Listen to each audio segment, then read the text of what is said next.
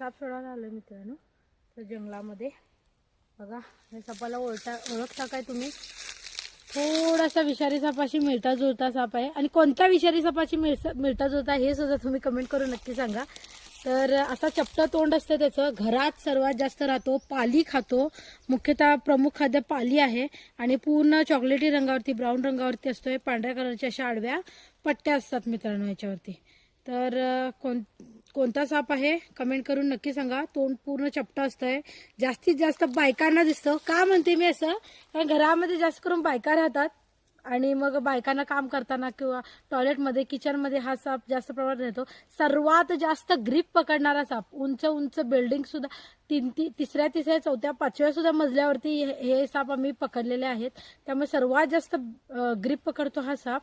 आणि जवळजवळ 6-7 अंडी हा साप घालतो आणि मुख्यतः जास्त करून पालीच खातो। पाल हेच त्याचं प्रमुख खाद्य आहे मित्रांनो। ह्या सापाला आम्ही शहरात राहणारा साप म्हणतो का? कारण जास्त करून शक्यतो हा शहरातच सापडतो।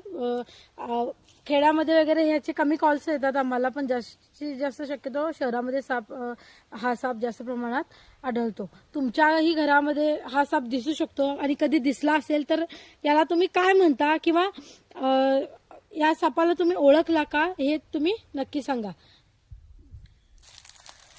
तर हा साप पिल्लू नाही, ॲडल्ट साप आहे, म्हणजे पूर्ण वयाचा साप आहे हा। तुम्हाला पिल्लू या जातीमध्ये या सापाची जी साईज असते ती एवढीच असते। छोटा दिसत असेल पण हो पिल्लू नाही आहे। तुम्ही ह्या सापाला बघून घाबरता, साधा तुम्ही झुरळ मुंगी जसं तुमच्या आजूबाजूला जे किडे असतात मकोडे असतात त्यांना जसं बघून तुमची रिॲक्शन तशीच या सापाला सुद्धा बघून तुमची रिॲक्शन राहायला पाहिजेत, कारण त्याच लेवलचा हा साप आहे। म्हणजे साधा साप आहे, विषारी अजिबात नाहीये, त्यामुळे कॉमन आहे हा साप। शहरामध्ये वगैरे किंवा घरामध्ये जास्त करून दिसणं हे कॉमन आहे। तर या सापाचं मी नाव सांगणार नाहीये, ते तुम्ही सांगायला पाहिजेत मला कमेंट करून।